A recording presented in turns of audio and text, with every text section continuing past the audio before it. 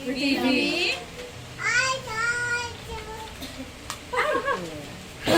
Sakit ulo ko siya na. Kaya nga may Vicks na tayo.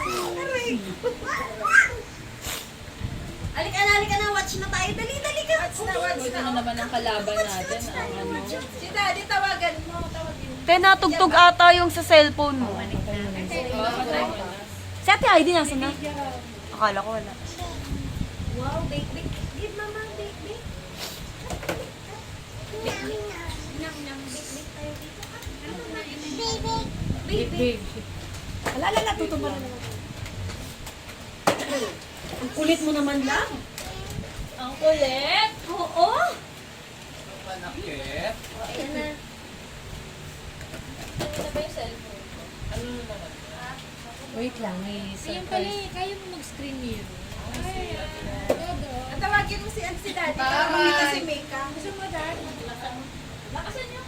Kabilin ng video. Lakasan niyo. Ayan. Nakikita mo ba? Ano yung korte? Mga upo. Lin. Lakasan. Si Mika, wait lang. Ulitin natin. Mika. Laksan mo. Wait. Hi, June. I'm so happy and excited na we're getting married now. Along with your relationship and your family. Tuloy-tuloy na. Sobrang nakakatuwa, sobrang nakaka-excite. And then, I pray na si Dad ang maging center ng married life niyo. Para if ever circumstances na mga struggles, si God ang unang nilalapitan. And then before you go to other people, to ask help. And then, advice ko lang sana sa inyo na continue to love each other, yung understanding, yung mawawala, yung patience, yung trust and respect. Sobrang importante yan sa mag-asawa. And then, yung advice ko lang sa inyo, kami kasi for almost 19 years, never kami nag-away sa money. So kahit anong problema nyo regarding financial, never kayo mag-aaway sa money. Maliit na ang mga lagi nito pag-uusapan, kapag hindi okay. And then, yung isa rin is, na yung, kasi yung responsibility ng wife is yung pagiging submissive. Although it's really very, very hard na gawin ng isang type ang pagiging submissive ng wife. Pero, pag si God ang nag-center ng life, ng marriage life mo, pagiging submissive. Huwag kang mabinig. Huwag kang mahinig. Hindi naman sa nag-ano ko, pero yun yung masasabi ko isang Video mo nga si ate para mapagaling tayo dito. Sobrang thankful ako kay God What's kicking? What's the that grace na nag-submissive ako. Kasi kung hindi, baka hindi magiging yung relationship namin. And then, yung isa din naman is yung easy dapat mag-dirt yung family nyo. And so, para siya magiging magaling na leader for family, kailangan support mo siya. So, whatever yung mga decisions na gagawin mo, yung mga big decisions, dapat sinili, you have to with decision para maging good leader siya ng family ko. And then, if magkamali sa decision niya, never mo siya ipapagdan. At isusupport mo pa rin siya. Tulungan mo siya para hanggang sa mag-develop niya pagiging good leader niya sa family niya. And we're praying na magkaroon kayo ng happy and healthy family, yung magiging future kids niyo. And then, yun nga, yung sinasabi ko ngayon, sa doon yung kahit anong pagod mo sa trabaho, never kang mapapagod na pagsilbihan si Lili.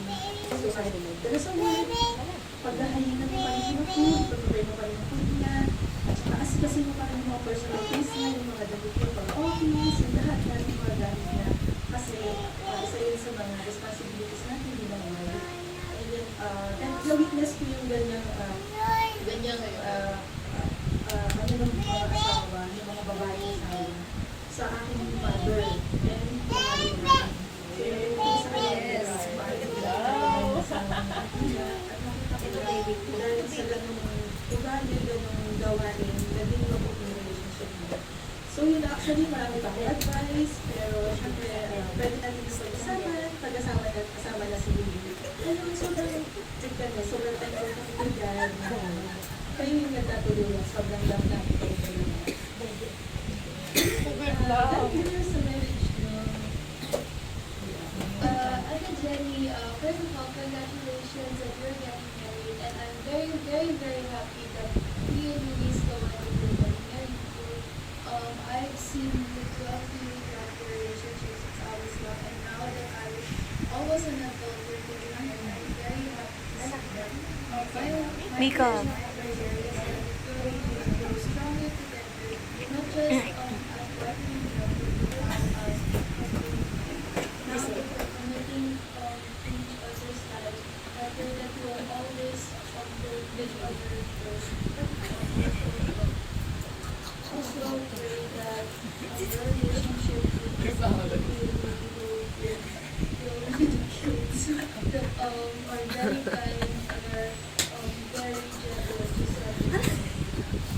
also like to our spirit is there with you guys, celebrating your marriage, your journey, the start of your journey with you. I'm very happy, our family is very happy, and see you soon. I really miss Dr. Jenny. We love you, bro. Enjoy, and blessed. See you soon! At parang hindi niya magsalita, ah. Bigay niya yan. Kung gano'n English niyo. Oo, siya na. Naiintindihan mo ba? Yung thank you lang. Sa dulo na. Buksan mo na ilaw, Ate Cindy. Ate, ilaw. Picture kayong dalawa. Winning! Basta mo ilaw, Lin. Sa taas. Yan. Diba? Parehas sila. Bye-bye. Kapal na naman. Twinning. Si Jenny naman. Ganda yan. Sino pumili? Ikaw na. Hindi, kasi nga di ba, bumili nga din ako ng... Kasha Oo. to sa akin this time. Thank you. Ganda. Ayun na, twinning na kayo Diba, Dapat ang bibilin ko, ano? Di ba, simula bata? brown. Eh, sabi ni tita mo na maganda nga daw yan. Tapos nung finit ko, sabi niya, ang ganda sa'yo. So, yan na lang yung bilhin ko. Sabi ko, yun nga din, naisip ko kung ano bibilin ko. Ganda. Thank you. message. Yan, tissue. Tissue. Ito katulog ko eh. Nagpa-plastika na naman tayo. Ito ata yung tissue sa table. Ayun na naman, nagpa-plastika na naman tayo ka. Eh, paiyak-iyak na naman tayo. Buto ka naman. Palibasa. Check kayo, lakad pa sa air. Check, sana yung kape ko.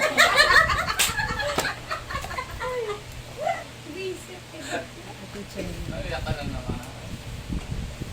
Ay, listen, nakanawin na tayo. Visit ka. Isalik ka na doon sa dahil tayo pa dalawa. Ay! Kalunda tayo! Thank you! Si Eli!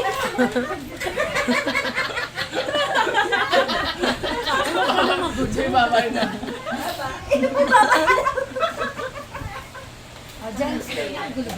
Uy, gaga! Ayun, thank you sa lahat ng ganito. Kasi hindi ako sanay lang may nag-surprise din sa akin or may nagbibigay as much as possible. Gusto ko hanggat kaya ko kayo magbibigay, ganun. Pero syempre wala naman in return. Tapos, kahit na yung magulang namin, dahil na kay Maki, syempre. Syempre tayo yung part na parang medyo may pagkukulang, pero hindi ko naman nahinanap yun. Sabihin nila kung ano yung meron ka, kaya yun yung na-appreciate ko. Saka, hindi rin naman ako aabot sa ganito kundi dahil sa guidance nyo din na lahat. Saka lahat ng to din, kaya ako naging ganito is kulong nyo din lahat. Kaya, kahit minsan, may problema kang kapatid ko. As much as possible, ayoko na lang, mas pinipili ko na lang hindi kami mag-usap kasi nagtatalo kami most of the time. Pero na-express ko naman yun, in a way na, halimbawa, may bibigay ako sa kanya, ganyan, para ma-appreciate niya rin ba? Kahit pa paano, at hindi kami, sobrang close kasi konting bagay, hindi nagtatalo kami agad. Saka, kahit ganon, madami naman kayong mga ate ko dito, di ba? Lahat naman, sabihan ko kahit pa paano. Wish ko lang din sana, maging, kahit pa paano mature na rin yung kapatid ko. Ano naman? Na sana yung mga maliliit na bagay, na-appreciate niya din. Saka wag na lang masyadong mag-isip din ng kanigahan. Medyo basa na po. Lalo na ngayon, kailangan ko yung maging tuloy kasi syempre, meron din sariling buhay na gusto kong buuin. Saka, talagang pinamit ko sa sarili ko na ayoko matulad sa mga magulang ko. Hanggat maaari gusto ko, kumpleto. Kaya yung magiging family ko sa side ni Louie, lahat sila kumpleto. Gusto ko rin ma-experience yun. Ayun lang, thank you sa lahat. Ayun lang, thank you. Jenny? Ilang taon namin kayong pinupupugin dito. Alam po, may mga pagkukulang din kami sa inyo dahil siyempre ako nagtatrabaho, ako dito pwede naman, dito din sa pagpugin gano'n. So kung di man namin naibigay sa iyo yung pagtingin ng talagang tunay na anak, pero sa puso namin, napakalaking sabihin kong pagmamalaki namin dahil napalaki namin kayo ng maayos. Although hindi ka naman nakatapos sa pag-aaral mo, pero ngayon biniyayaan ka naman bigyan kayo ng magandang trabaho. So yun, pinagpapasalamat ko yun. At itong kay Angel, talaga hindi ba sinasabi ko sa iyo na pag nag-asawa ka, isama mo yung kapatid mo. Pero siguro, marunong ng Diyos, yung time na mag-aasawa ka, ibinigay mo si Nico. Para hindi ka siguro magka-problema dahil syempre makikisama ka sa biyenan mo. So yun, nagpapasalamat din ako at in time na nakilala mo si Nico. So hopefully, maging masaya rin siya sa kanyang buhay, mag-aasawa siya. Wish ko sa inyo na maging masaya sa buhay niyo, maging masaya sa pamilya niyo. Thank you, Rick. Thank you sa lahat. Oy, tubig! Bakla ko tubig. Hindi ko kunin. Inuhay magbibigay ng speech. Speech. Siguro magbigay na. Oo nga. Ay, nako. Ayan na ako. Tsaka meron siya tubig din. Tsaka tubig, bin. Sarap na lang, bin. Message lang for Jenny. I love you. Doon ka Short lang. Lapit ka sa kanya. Palayak na siya tuloy mo. Sakto naman yung dating ni Louie. Akala ko nga naka to nakaplano. Binibigay namin sa iyo ng inaasahan namin na magiging maganda sa mga sa wish namin. Saka huwag kayong makakalimot na tumawag sa taas. Yan ang makakatulong sa inyo. Yung maganda po yung kanina na pinuntahan namin, yung counseling po. So may mga questions din na about sa marriage, about life. So ayun po, na nakita namin yung sagot ng isa't isa kung ano ba yung tingin namin sa ganitong situation, sa ganitong nangyayari. So majority naman po dun is nagkatugma naman po. So ayun, bilang since 13 years, so hindi naman po ibig sabihin for the 13 years, same din yun ng papasukan for marriage.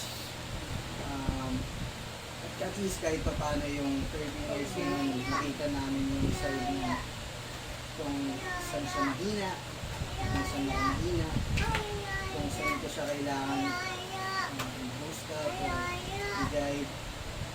Ganun din naman po siya sa akin. So, ayun, thankful po kami dun sa years na yun, sa inyo, sa family. Kasi nandyan kayo for guidance. Ayun, thankful po kami sa mga nangyayari. Kahit ang pinramis ko po talaga sa kanya is 27. 27 years. Sige, ano tayo? Let's settle. Kasi yung family ko po medyo sa akin medyo struggle. Buwan nung na-delay ako sa school. And na-delay yung goals na yung target na dapat is 25. Stable na. Pero nakita ko sa kanya na hindi. Parang kaya natin lagpasan. And kaya andito po kami ngayon, itutuloy namin yung napagkasundoan namin na 27 years old. So, sabi ng iba medyo late na pero nasa magdadala naman yun, hindi naman sila yung magdadala. Thankful po kami na we have all your blessings. Yun lang yung hinihintay nyo para sa amin. And to be honest, still sa akin medyo scared ako, medyo takot ako na siyempre si Jenny almost nasa kanya nila. Oy, bebe, bigyan mo sa tubig si Bebe Boy. Oo. Pasok ka muna, pasok ka na. Na nasa kanya na yung lahat. Nakakatulog siya ng maayos. Ninong yung bag. Siya, pag uwi niya, hindi niya po problemahin yung pagkain. Pupunta siya dito, pupunta siya doon. Kung makakainin siya. Ayun. Sa end ko naman po, kaya ko naman yun, kaya naman ng family namin. Pero ang kinakatakot ko lang is kung kaya niya ba for good or baka mamaya since dun lang kami lang yun, isang bahay, hanapin niya na ay pagka umuwi ako, pagpunta ko dito, meron na akong bahay, may pupuntahan ko pagka ganyan. Dun po, this time, kasi hindi niya naabutan yung relatives ko nandun din sa area namin. So, during that time, siguro, wala rin problema na parang ganito rin yung family namin. Pagka may handaan, nandyan lahat. So, kahit marami, nandyan lahat, masaya. This time, parang nagkanya-kanya po. So, pero, I'm happy naman po na she still pursue. She still trusts me. Unti-unti, makakapag-adjust kayo. Ganun talaga. Pag bagong kasal kayo, siyempre, lalo yan, iisa sa magulang mo, na mamimilag din yan kahit paano. Pero unti-unti, nasasanay din siya. Basta, kailangan ko lang kay Jenny, kung pakikisama niya dito sa mga ang importante, yung magustuhan ka ng biyanan mo, napakalaki ng ano na yan. Lalo na po sa amin, since kami lang, parang nakikita ko na sobrang dull sa bahay, gawa ng kapatid ko, middle age. So, hindi kami masyadong... Tsaka walang babae po na nakapag-open yung gusto ng mga heart-to-heart talks, yung mga deep talks. Walang ganun. Since puro lalaki kami dun eh. So, parang ilag lahat magpakita ng emotions. Parang, ayun, natatakot lang po ako na baka mas namimiss niya yung ganitong happenings, ganitong sessions. Pero ang ano ka naman po, sa family ko, since wala rin naman parang ako lang din po, I'm representing behalf din sa loob ng bahay, tahimik lang din sila.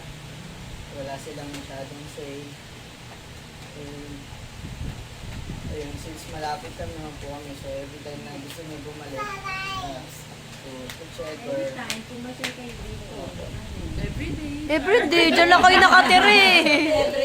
Oo. Ito kayo mag-dinner. Halimbawa nasa Cavite na kayo, halimbawa, gagabihin kayo na uwi. Mm. Kayo matulog.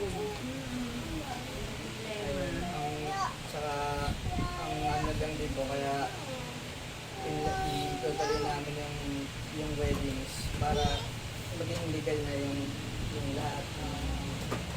Kaya nasa edad na kayo eh. Para matata kayo, makikita niyo malalaki na yung mga anak niyo. Kasi yung late na mag-aasawa, tapos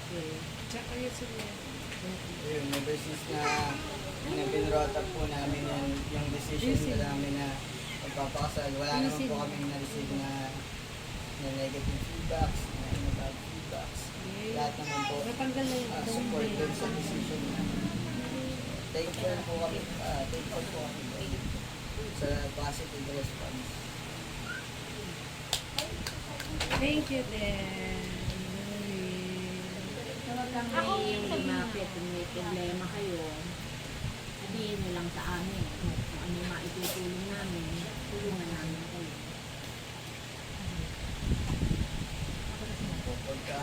Huwag kang nenervous. Oo! Parang nervous si Lloyd. Kaya nga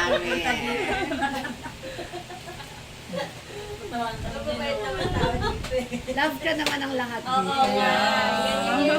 Alam mo naman yan. Si Shamsi lang naman di namin love. Pero kahit yung pulong sa amin, hindi rin naman ako lumalabas. Kami doon tuloy mo. Hindi mo sa'yo, lunch lang. Siguro na, tulungan ka na lang ng ano. Kaldereta ba yun? Oo, masarap yan. Bukas punta kami doon na set na naayos bukas sa... Ayos. Ate Heidi raw may sasabihin. Actually, isi-share ko. Di. I-share ko yung sinabi ni Dan. Di ba, nung kinasal ako. Parang sabi niya, kung sasaktan ka physically, meaning bugbugin mo siya, sampalin mo siya, whatever. Ibalik na lang daw ako ni Ronald kay Dan. I mean, dito. Diba, ma'am? Tama. I mean, I won't forget that. Although, blessed din naman ako kasi ako yung nanay. Hindi, joke lang. Ano ba, mga Miranda kayo? Pares po kayo. Mga Miranda talaga kayo. So, hindi, anyway, yun lang. Parang, sana wag mo siyang saktan. Kasi ako talaga, sabihin ko talaga, pag physically sinaktan mo siya, ako mismo sasabihin ko sa kanya, hiwalayan mo na, or, ewan ko, do something else. Kasi I don't think that's proper. Kasi I feel, kahit pag isang beses mo siya saktan, pwedeng maulit yan eh. So, I think that's one issue yan sa akin. Na yun din siya na-share ko actually kapag may mga kinakasal. Number 2, sinabi ko naman to kay Jamie. Totoo, wala. I mean, kung wala kayo ngayon, I mean, hindi kayo ganun ka, diba, financially stable, I feel it's okay. Pero, wag lang kayo mawala ng pangarap. Kasi if you're like that now, but let's say after 5 years, ganyan pa rin, meaning hindi kayo nag-grow, that's a big problem. Diba? So, ang sa akin, mangarap kayo ng sabay. Anyway, I feel nga it's a good thing na 13 years pala kayong nagsama. I didn't know na 13 years pala. So meaning, you grew up having a dream, and now, you're doing that dream. Diba? So I guess, one by one, diba, sabay nyo siyang kuhanin.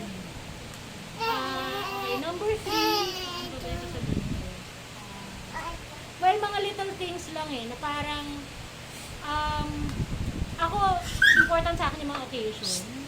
So, sana yung sa inyo, parang, wag kayo makalimot. Let's say, birthday or anniversary. I don't know kasi baka, di ba may mga iba, pagkasal na kasi, medyo deadma na. So, parang, minsan may naririnig ako, anniversary niyo, pero parang deadma lang. May ganun akong friends pero ako, parang sana you get to appreciate those. Kasi parang, basically, 3 beses lang kayo magsa-celebrate. Anniversary nyo, tapos birthday nyo dalawa, di ba? So, yun, parang take time. Tapos, meron pang isa. Ano ba yung sabihin ko? Hindi mo nilista. Hindi ko nilista. Hindi, at least to, di ba, spontaneous? Because I'm getting, kumbaga, ideas from what you're saying. Pero, basically yun, parang important sa akin yun. So, sana, magawa niyo rin. Okay, last, in-laws pala. Okay. Totoo, it's a challenge because you'll be living with your in-laws. Di ba, syempre, ang idea setup naman talaga para less conflict pag ka sumama sa in-laws mo. Pero again, if yung circumstances, hindi kaya yun, okay lang din yun. You really have to live with that situation. Pero sana, yun lang, hindi yun yung maging cause ng conflict niyo later. So, parang ang akin lang, let's say, set your priorities straight. Kumbaga parang think both sides all the time. Kasi at the end of the day, nandiyan na si Jenny, na kailangan mo rin siyang i-prioritize. Hindi naman syempre all the time, kakampihan mo siya, especially kung mali siya eh. But yun lang, learn to siguro balance things. Diba? Isa pang sinabi sa akin nila dad, although I don't know if mom will agree. Kapag kung ano man daw yung masamang bagay towards, let's say, an in-law, wag mo na raw ikwento sa kanila. Tama ba, ma'am? Kasi para sabi nyo, parang hindi na kayo kumbaga mabago yung tingin nyo towards that person. Pero ako, from time to time, I tell, bakit ba? Yun ang totoo eh. Ba't ako magpapakatotoo? Tama, di ba, ma'am? Ayun lang. Yan tayo, sis, prank ko tayo. Pareho kami. Sa in-laws mo, I mean, feeling ko naman makaka-adjust ka eh. So, treat them as your parents na rin, di ba? As your brother. Importante talaga Kasi, na pamilya na eh. dialogue ka sa, halimbawa may sama ka ng loob sa akin. Sabihin mo. Kasi ako, marunong naman akong sumayaw sa ugali ng tao. Pero, mama, ikaw kasi, sorry, when I look at it, sobrang kakaibang mother-in-law. Sorry, I mean, parang kakaiba kang species towards those that I know. Di ba? Sorry, parang ikaw medyo exception ka. Pero yung mga nakilala ko talaga, as in parang monster-in-law yung nangyayari sa kanila. Monster. Siya super mom. Diba? Hindi ka tayo tinatawag. Pero talaga may mga ganun cases. So, I don't know. Baka nanay yan. Hindi naman. Diba? Yun. Huwag ka lang magmaganda masyado. Kasi nga, kasama mo rin naman siya. Kailangan mo respetuhin mo. Don't worry, Yun po yung sabi sa counseling kanina na kaya yung ibang mga matatagal na, hindi na ito natatandaan. Yung ang gusto lang ng mga girls, ng women, at mga 5 years after marriage is yung small things na kahit letters, yung pag-alala ng anniversaries, ng weddings. Yun, malaking bagay na daw po yun para sa Sa babae, mag-Valentine's Day, mabigyan ka ng isang bulaklak. Masaya-saya mo na. Yes! Ganda. Wow, tama ni! Minsan lang ako nabigyan ng bulaklak. Minsan lang. Kaya ang Si Ronald na... iya mo susul-sulan. Apaka ko buhok mo hanggang dito, ha? Hindi sasaktan mo siya. Baka naman pinapadala mo yung sarili mo. Ate ang maswerte sa Vienna. Yes! Hindi ba? Ayun. Malangit nawa. Parang thankful pa rin, nakakalaos naman.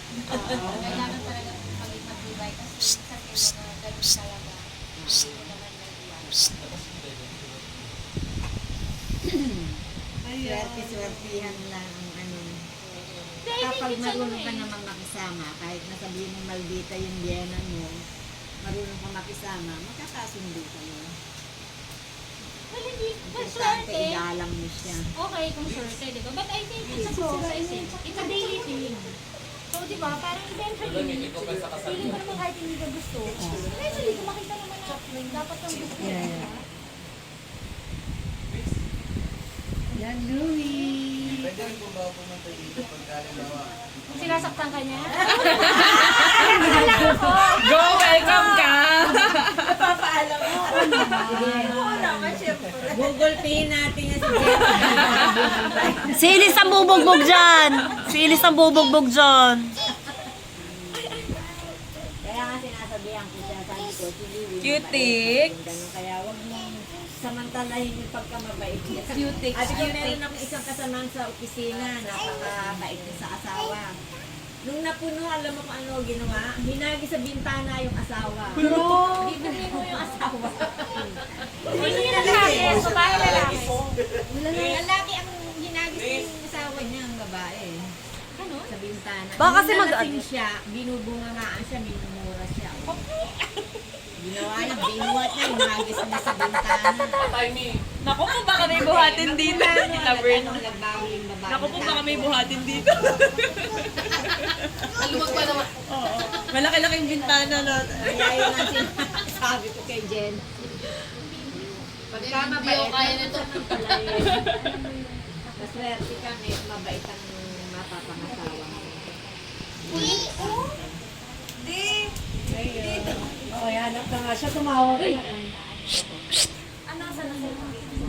Tingin kayo bakla. Lumiwag daw, wag ka manluloko ha, anak ko. Sa 13 years ba naman? Sa 13 years ba naman? Hindi, totoo. Ako parang ako before, ako dita, nung una kami ni Minilia. Parang ako naman, di ba sabi mo, sabi ko naman sa kanya,